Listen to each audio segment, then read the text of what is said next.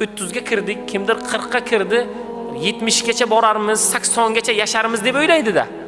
Bugun orzu havaslarni qilib olaylik, bugun yashab olaylik, keyin oxirida hamma ishlarni bitirganda ibodatga kirib olamiz deb o'ylaydi.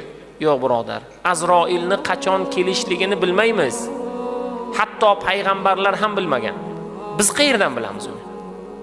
Bugun kelib qolsa, hozir kelib qolsa, ertaga ertalab Azroil jonimizni olsa, biz qayerdan bilamiz?